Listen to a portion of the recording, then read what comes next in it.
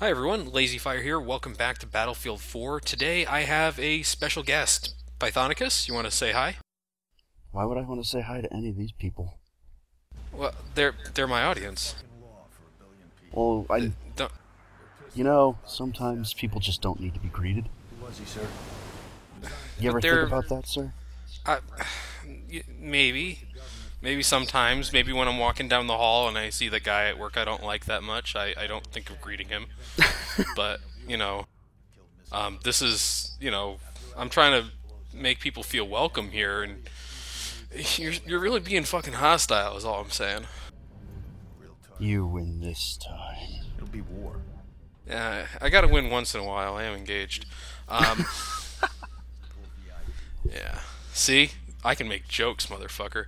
But you are here because this is a very Call of Duty-esque level. Of course, the people who are watching the no commentary over cutscenes for the thrilling action of the cutscenes in this game will not know that. But Pythonicus has done the two Modern Warfare games that are not worth playing, and in Modern Warfare 2 and 3. And I believe you said at some point you do want to cover Call of Duty 4. Absolutely. That's one of the next projects on the docket. Yeah. Finally play a good Call of Duty game. Yeah. I wish I knew what that was like. So, did you watch the first episode of this? I think I sent it to you. Yeah. So I have. This is stuff I should have covered before. Yeah, I saw that. Okay. We'll be all right. So you see the dinosaur hanging from the rearview mirror there? Mm-hmm. That is actually a nod to the fact that in pretty much every Battlefield game, there's this request for dinosaur mode by the audience, and then DICE runs over some Chinese people to anger their fan base. But yeah, that's there every time. There's always like, can I fight T-Rexes or ride T-Rexes? I don't know why. It's just one of those dumb things that the Battlefield community enjoys doing. But they deserve whatever they get, basically. A cup of coffee right now. Hey, man, whatever. It's more than Call of Duty does? Question mark? Question mark, period. You hear that shit, Rick? Call of Duty doesn't have any running jokes because it doesn't have any running managers. Every year it's a different company.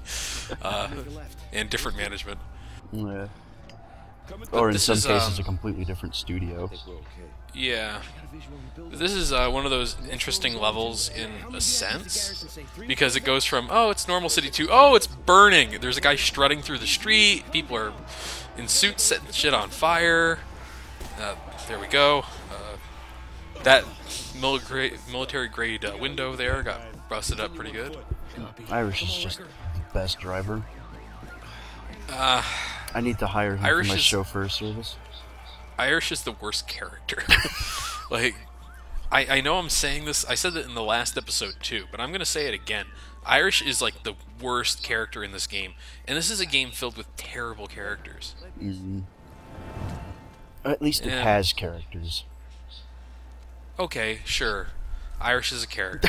I will give him that much. He is a thing, at the very least. He is a guy who is in a video game. Whereas, in certain other circles, they're just cardboard cutouts with weapons attached. Yeah, well, in certain other circles, the weapons are useful too, but in this game, not so much. You might have seen it in the first video, and I didn't really explain it, but there is a spotting mechanic to it, and you can make your squad fire on people, but they don't do shit. It doesn't do any damage. So, real quick note about this level, it's based on the well, fuck that, I guess we're starting now. It's based on the Siege of Shanghai map in the multiplayer game, but only this tower. Everything else is actually just like brand new construction for the game. Very weird. The rest of the Siege of Shanghai map actually appears in a later level that takes place in Singapore. I wish I was making that up. Well, alright then. At least they're making use of their maps. And or making new ones for things. Why would you make new maps for single player? It's like an afterthought in every one of these games. No. But, okay, now you see that guy right there there's a guy in that corner that I just walked like straight into here? He is blind. Watch this. What? Watch this. Oh, we're sneaking in. See you guys. We're being real stealthy here. That all. Now you can try to walk through the middle of that fountain, but you'll die. Actually, I'm not sure if you do. I think you might actually be able to do that. Because I don't think any of the guards are actually scripted to see you. So I've made it most of the way through in that fountain. And up here, I just... Like, there's part of me that sees an open gate, and it's like, obviously I have to go this way. Yeah, secrets or progression. But Yeah, no. something. No, just... I don't trust these guys to progress the game. That's for goddamn sure. And, you know...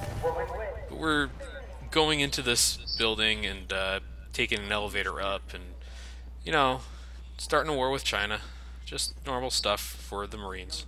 So, in the first video, I mean, you guys talked about it and everything, but you guys were talking about the, how open that this game seemed, at least, to be.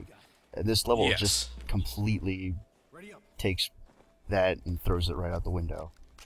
Yeah, the game has this weird bipolar disorder towards if it wants to be this open experience or if it wants to be this this really cramped-in corridor shooter. And this level is the cramped-in corridor shooter. But it does give you a couple minutes where you can make some choices, which are kind of fun, actually. But at different times, it's... Here we go. I'm not even going to aim because this is scripted. Look at that. I got some kill streak bonuses and headshots and everything. But, you know, because you need a scoring system in single player. Oh, right. Obviously, much as there's you- actually... Sorry. There is a scoring system in single player that's tied to...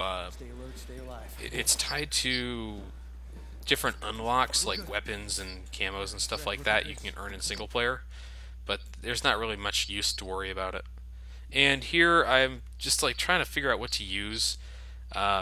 Honestly, I don't want to use two SMGs, so I figure I'll go with a carbine or something just to make sure I can do some distance fighting, because there is some distance fighting in this room.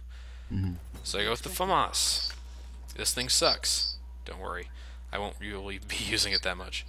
But yeah, this is like, this level railroads you hard in where you have to go and what you have to do. Right. Yeah, it I don't know. It definitely feels like Call of Duty in that regard. And, Give me your tags. Yay. I really think this room is actually something you can do silently, but I just can't figure out how to do it because none of the weapons in single player seem to have silencers on them. I'm sure someone's found the route to just perfectly knife everybody at this point. I don't think anyone would want to play the single player mode of this game long enough to figure that out. But I've been wrong about things before, so... Also, I like how in the briefing you're told explicitly in no uncertain terms, don't fire on anybody. And the first thing you do is, like, fire on everybody. Well, yeah, I mean, I don't listen to shit. You can't... what Wrecker was saying the entire time, despite the fact he's a complete mute through the entire story of this game, it was basically, fuck you, Dad, you can't tell me what to do. And so far, that's working out for him, kinda. So, the FAMAS in single player, in multiplayer I heard it's basically a bullet hose, but in single player is absolute fucking trash. Which is unfortunate, because it's a fun gun up close. It's more of an SMG than it is an assault rifle, but it just doesn't do enough damage, and it doesn't stay accurate enough. It looks like a grenade launcher without so much structure damage as it just did there. Yeah, I actually think some of the damage is... I got lost here. Some of the damage is actually to the structure, and the level is actually upgraded because of the need to make everything epic and badass in this. I mean, look at it. He Unfortunately... punched straight through the wall there. Like, Yeah. a good foot of wall is missing. It's cheap Chinese construction. What do you want? Plasterboard. Yeah, pretty much. Like, it was made by the lowest Chinese bidder. Think about that. Looks nice. In reality, not so nice. Made of lead. Give me your tags. Now, in multiplayer, people can counter you when you try to stab them in the face. Not so much in single player. So if you wanted to, you could weave a bloody swath of destruction with your knife through China. It's fantastic. Oh, it's fun.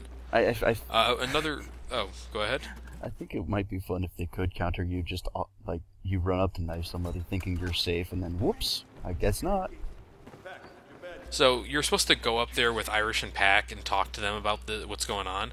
Not really a good idea because, well, more or less because this entire area starts getting flooded with people soon, or in terms of Battlefield 4 flooded. They have a different description of what flooded looks like. So if you want to place your claymores down, you got to do it before they finish their little talk there, because that's exactly when people start pouring into the room. And because I know what's coming, I switch weapons a little bit. Not much. Just switching another SMG in and taking the FAMAS out. I do try to use most of the guns in the game, but honestly, you only really want like 2 or 3, because those are the only 2 or 3 that are useful through the entire game. Oh yeah, I know the feeling. When you find like the one useful gun. And when you find the AK-47, then you know. Well, I have the AK now. I should be fine. Unkillable even. You can see here, these guys roping in, they're just absorbing some rounds. It seems to be kind of the way of things. Are they invincible until they enter the room and finish out their animations, or is that just... No, you can knock them out of the air if you want to. Actually, I think I shoot a helicopter guy later on. But, like, there's no invincibility frames in this game, which is kind of nice. If you've played one of those games where somebody's running around, it's like, well, he's invincible until he gets to this point. You know how annoying it is to be able to shoot somebody, and the game basically says, nuh-uh, story mode. Yeah. This game really doesn't do that, thankfully. Well, that's good. That's the one good thing the game did. Oh god, the single player is atrocious. So, right there, I shot the guy out of the gunner seat of the helicopter. Nice. Hey guys, Yeah. threat resolved. Not really. That's the unfortunate part. There's one guy like stuck behind a couch over there, so he takes like 45 minutes to kill. So I just wait. I tried to actually drop a claymore down onto that guy's face, but the game wouldn't let me do it. So, oops. That would have just been perfect. Oh, yeah, I like to try to mess with like the wonky physics of some games, but this one just, the physics are wonky as shit, but they're not breaking in the way I expect them to. Mm-hmm. If that makes any sense. Yeah. Look at this guy! Look at this guy! Holy shit! Dude's just a liver, alright. So, with that, because we killed all the guys who were coming after us, we're able to leave the room. And I'm already like, why am I using these guns? Let's go to the PP2000. I don't really use it that much in this, but we're fine. The game, the one nice thing about and here I'm just being paranoid, but the one nice thing about the game is that it does give you ammo crates all the time, so if you make a bad ammo choice or a weapon choice, you can just switch out. Mm-hmm. Or if you stand next to them, you can just refill on stuff that works. Yeah. No picking up a weapon and then realizing 2 rooms later that you fucked yourself completely and the checkpoint just happened? Yes, exactly. It's kind of like saving in Final Fantasy. I haven't played a Final Fantasy game in a long time, you can tell that now. Ready? So, we got some nice bits of story up ahead. We're going to be introduced to more annoying characters, but that's like what this game does, so... Mm-hmm. Yeah. I just keep trying to open the doors, because it's like, it's Battlefield, I should be able to open doors or blow them up or something, but no. You have to go exactly where the game wants you to. This is, like what you're saying, railroaded. Mm-hmm. Yeah, how fun is this? Walking down the hallway. Oh, Barely seeing stuff. Some dudes exploded, I guess that's cool. We've stepped into Munich. There's a reference no one's going to get but me. But we're going to meet Michael Douglas, so that's pretty cool. Right? Right. It's 1996 still, right? Was it late? Takes time to shoot your way through. So Kovic here reminds me of Michael Douglas a lot. Like, wait until you see his face up close. Yeah. It's just all I can think of is him. Or who was the bad guy in Spawn? Was it an Estevez? It may have been. Oh, God, I can't even remember. Doesn't... I mean, the hair just reminds me a lot. I mean, he's missing a goatee, but yeah. Yeah. Oh, and one of the things you're gonna notice in the dialogue at the bottom there, in the subtitles and everything, people love to throw swears around in this game like it matters. Mm-hmm. And I mean, I'm a guy who fucking loves to fucking swear, so it's one of those things. But even I goddamn notice this shit, and it's just why does it have to happen? Like, there's a cutscene later in the game where the voice actor just sounds so fucking resigned to the fact that he has to be in the game, and he's just like saying random swears like, "Oh fuck it, sure, shit, I don't know." Like, yeah, these are just lines when he was screwing things up. So we're rescuing Hush from Batman here, and Move! got Kovic. Kovic is, of course, the ultra-competent CIA agent. They never really explain what he works for, but they do refer to him as Agent. I'm getting And Spec he knows Ops. how to... Spec Ops. Spec Ops 5 He's- here. High speed, low drag. No, I'm talking about the Oh, game. Spec Ops the line. Yeah, Yeah. I gotta watch through the rest of that LP. Yeah, I'm getting vibes from that here, but that's just me. Sergeant Riker. Yeah, don't worry about that. This game doesn't know what depth or themes are, so don't start worrying about those things, because it doesn't fucking matter. So the elevator is the way out. We have to go eventually. What we have to do now is go get a helicopter, and we do that by stabbing mans. Give me them tags. Sounds legit. Now this section you can, I think, do completely stealth. Of course, I fuck it up at least once. The section after this is actually one of the early, really hard sequences in the game. Even if you do things right, you can still fuck up pretty hard. Right. So you gotta be careful. I'm not. Hi. Just hip firing. The PP2000 is actually amazing for just hip firing stuff. So that's what I do here. Oh. And the binocs I keep pulling out to highlight people, I will end up forgetting about those in like 40 minutes or so. Next video, I basically forget about them for 2/3 of the level. They're such a weird thing because they're not like that in multiplayer, or even in multiplayer really. So you hold Q to pull them out, and it's a weird transition if you want to move forward at the same time you pull those things out. Right. And you have to be basically standing out in the open getting shot at. So why the fuck would you ever use those things? But the Hawk 12G. It's a 12-gauge shotgun, magazine fed, does pretty decent damage. So you're done spraying people down with the PP then, huh? Yeah, well, you know, I can only do so much before I run out. Go, go, go! This guy is such a fucking... He's like a goddamn target. He gets hit every 5 minutes he's in the game. Like, when we got to him, he already got shot once and blown up a little bit, and then you see him the next time and he's fucking getting shot in the stomach with a sniper rifle. Oh, and I thought that was an explodable fuel tank. Not so much. I'm like really obsessed with blowing it up. And here's my first mistake. I got off the platform with no cover to go down on the ground with no cover. It took me 4 more tries to get through this section, I think. Nice. I cut all of them. Nice. It's nice the game drops you right here so you can see this guy get shot in the stomach repeatedly. And by the way, I didn't pull out my claymores there. The game decided I needed my claymores. Oh, who doesn't need claymores? It's like, I'll throw these at those guys, I swear. Like fucking frisbees or something. But you can see assault rifles generally pretty strong in this game. What you want to do in this area though is like lay back, get some kills, you know, do what you can. But the M4, I like the M4 for whatever reason in multiplayer or single player. I haven't picked it up in multiplayer. So it's a good choice to get through this area. 3-round burst that generally does enough damage to kill someone in 1 or 2 shots in the head. Right. So this is, by the way, if you come in here, this is your only cover up here. This is the only spot you can take cover, except for those panels over where Irish and Pack are.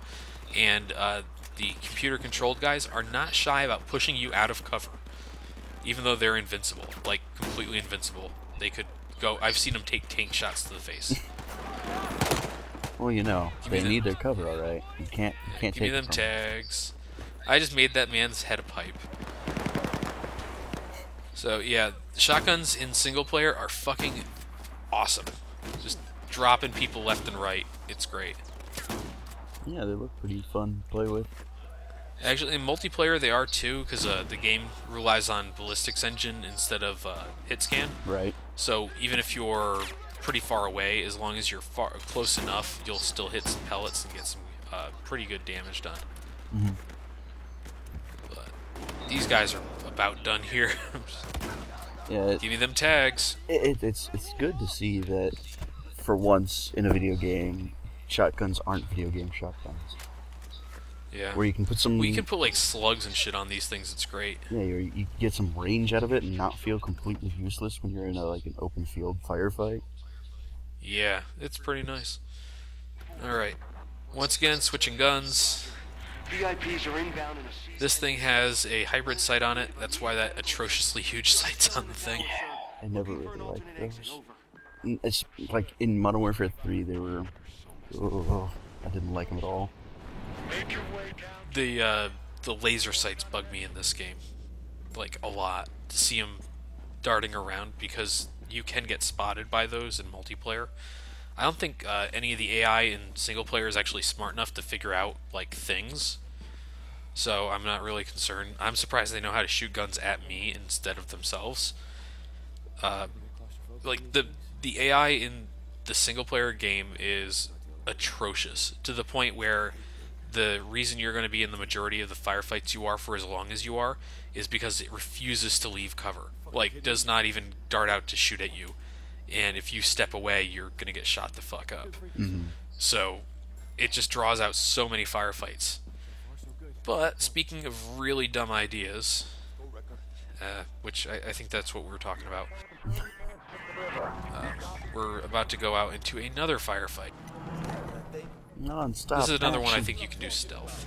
Fortress Tombstone 4. Say again your last. I'm not sure. I've never really bothered to try to do this stealth, so I wouldn't know.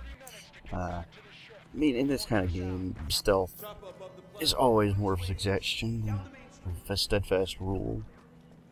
Yeah, so the glass alerts people. I didn't know that until then. I usually try to shoot these guys before I run out here, but this time I decided to run out and see what happened. Well, you know, at least they're paying some attention. You can't fault them for that. I guess. But this is kind of what I was talking about earlier on with like the firefights. You're kind of stuck behind a piece of cover that works, and just trying to kill some of these guys just takes forever sometimes. Mm-hmm. Of course, sometimes the AI likes to give you little gifts by doing stupid shit like they're doing here. Just give me your tags.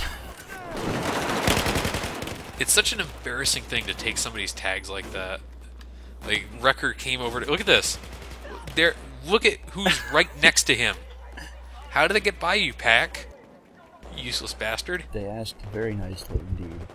It's like, hey, Pack, is this cool with... Yeah, no, I don't really like that guy either way. He doesn't say a word to me.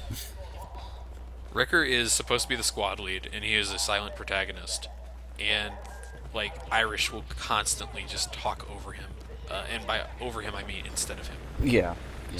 So here's something that can give new players a bit of a challenge. Remember I was saying you can shoot these guys as they're roping in? Mm-hmm. Oh, I love that little glitch when he was trying to get down from the helicopter there. But you can actually get pretty fucked by that if you don't know what's coming. But luckily I did. Hooray. It's one of those game design moments. Foresight is king. Yes. I died to that like 2 or 3 times before I realized why in the first time I played the game. So you're supposed to run past him and get shot in the back. That's lovely. Pretty much, yeah. That helicopter, it wasn't doing anything to you, so you have no reason to believe it would start, right? Mm-hmm. Yeah, see? My logic's flawless. Yeah. Okay, and if you're not paying attention to these alleyways, which were enemy-free earlier, you'll probably get shot up a bunch here, too.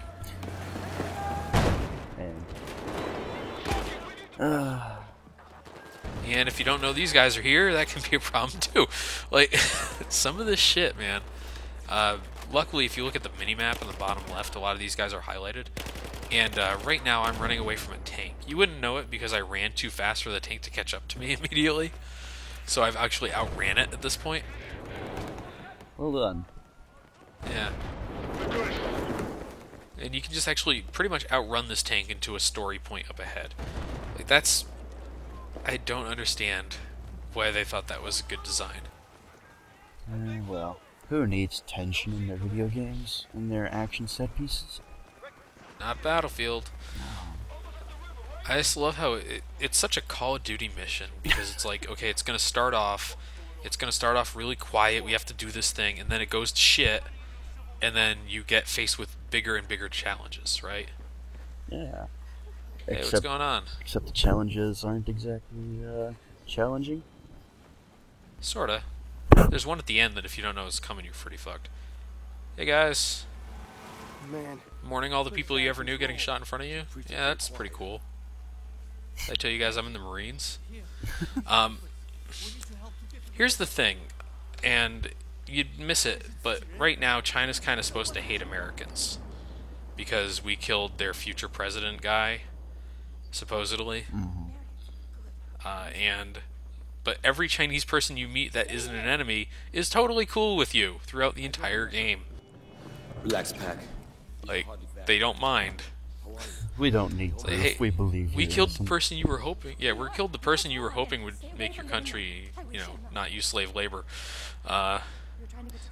Sorry. No one gets in or out of the city. We're headed to the... So here we get to see the average Beijing person's apartment. This is exactly what it looks like in Shanghai for every person. Pretty swanky. Yeah, in the glorious Communist Republic of China. Yeah. And We could use your help. yeah, so this is like this really long sequence that's kind of useless to us. But I guess they live inside a mall?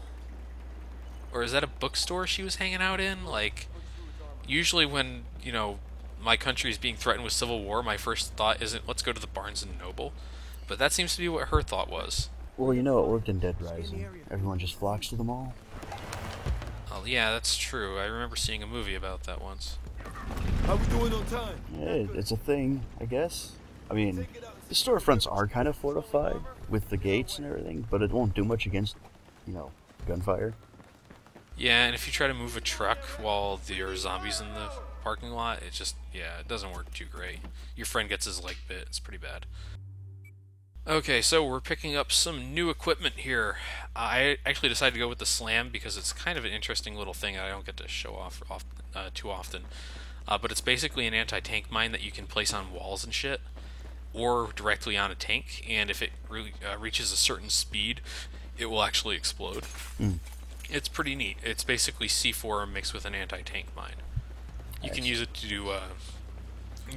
do jihad jeeps, but because this is how I play this game, C4 on the tank all day, every day. You only need 2 to kill it, but fuck them. Explosion team, go!